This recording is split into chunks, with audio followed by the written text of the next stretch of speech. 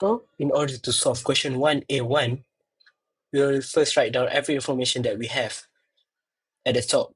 So, in order to solve this question, we need to use theorem 2.7, that is n minus 1 times s squared. Our variance will be approximate to chi-squared n minus 1. Next, we'll equate this n minus 1 times s squared over variance and equate it to 29 s squared over variance. So we know that the degrees of freedom is n minus 1 is equal to 29. So the distribution of 29 s squared over variance would be chi-squared 29.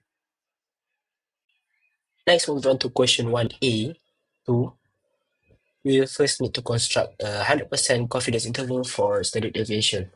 Which means that 1 minus alpha is equal to 1 and alpha is equal to 0.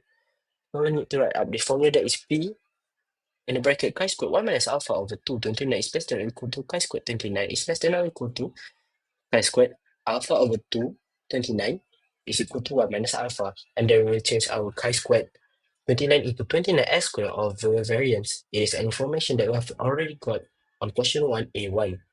And after that, we'll move everything except for the standard deviation to the left hand side and the right hand side carefully so that there is no mistake. And lastly, we'll get the answer for the 100% confidence interval for standard deviation. Okay, next we will solve and find the 95% confidence interval for standard deviation if s is equal to 3.2. This means that 1 minus alpha is equal to 0.95 and alpha is equal to 0.05 and alpha over 2 is equal to 0.025. By having this information, we will put it in the formula that we have on the bottom left, and then we will put the chi-squared table so that we can get the value of the chi-squared.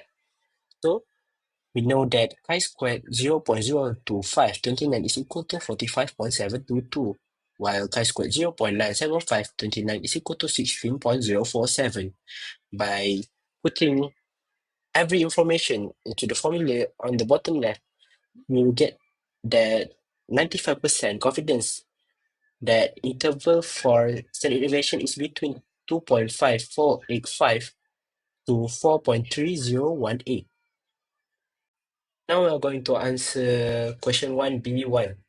So first we need to list down all our information, and then we'll know that the variance is unknown and n is less than 30.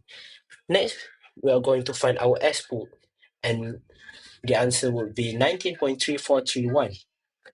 So moving on to the right, we'll see at the top there is a formula for the t distribution, and then we need to find our t distribution value by using interpolation, and we'll get the answer is 1.6775.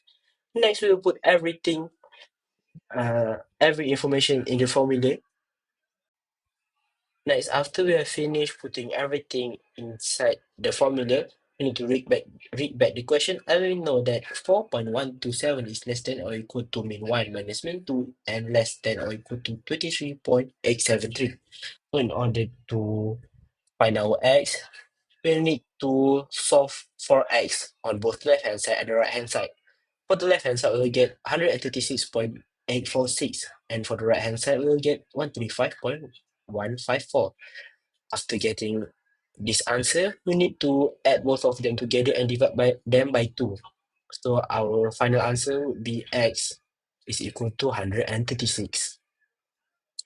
Next, move on to question 1B2. Based on the confidence interval in 1, can you conclude the average monthly transportation expenses are the same between city X and city Y? Justify your answer. So the answer would be no. As the value 0 is not included in the interval, thus the two means differ significantly. Now proceed with question number 2. A study was conducted to compare the mean number of emergency calls per day at two medical centers in a large city. The number of calls was recorded daily, and the sample statistics are listed below. So we have the medical center A and B and their respective sample size, sample standard deviation, and sample mean. Assuming that the number of calls for both centers is normally distributed, answer these questions below. For question 2A, Construct a 1 minus alpha 100% confidence interval for the ratio of the variance for the number of calls for center A and B. Okay, for this question, since we have two variants, we will use the F distribution, which means we will follow the formula to find the estimation of the ratio of two variants. Okay, so now F is equal to sample size, the first sample size times with the second variance over the second sample size times with the first variance. Now, we will move the sample size to both sides, to the lower and upper bracket, leaving the two variants in the middle so that we can find the value of it. And then that will be the formula, that will be our answer for these questions. Okay, for question 2b, find a 95% confidence interval for the ratio of the variance. Okay, so now we will use the answer that we have derived from question 2a, and we will insert the value from the question itself, which is alpha is 0.05 and 1 is 7 and 2 is 13. Sample size is 7.4 and 5.3 for the second sample size. Okay, so now we will input those value, and we will find that our answer is between 0.5226 and 10.4683. So for question 2C, based on our answer above, can we conclude that the variance of number of calls for both center are equal? So now explain our answer. So to prove this, we simply have to equal our variance to 1, and to find the answer, the variance must the variance must have the value 1 between the interval. So since our answer have the number 1 in between interval, we can conclude that the variance of number of calls for both center are equal because of the same reason, which is the value 1 lies between the variance. Now, question 3. A researcher selects sample of bottled drinks at random and obtain the volume of bottled drinks, which given as follows. So now we have 15 samples. And now we go to question 3a. Okay, for question 3a, calculate the point estimate for average and standard deviation of bottled drink volume. Okay, so now for this question, they ask for two answers, which is the average and standard deviation. So for average, we will find the x bar, which is equal to the summation of xi over n, and we will get our answer it to be 31.58, where n is the number of the volume, the number of sample is 15. Okay, for standard deviation, which is s squared, we will find it by using the formula of summation of xi minus a mean squared over n minus 1. For this, we will find the answer to be 0.8368. Okay, so now for question 3b, find the 99% confidence interval for the average volume of bottled drinks. Assume that the population is normally distributed.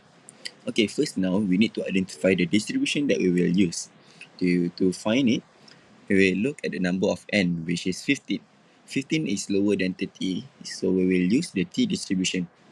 Okay, so the formula for t distribution is as I write here, which is negative t alpha over 2 n minus 1 and t alpha over 2 n minus 1, where the our value is in right between those two calculation.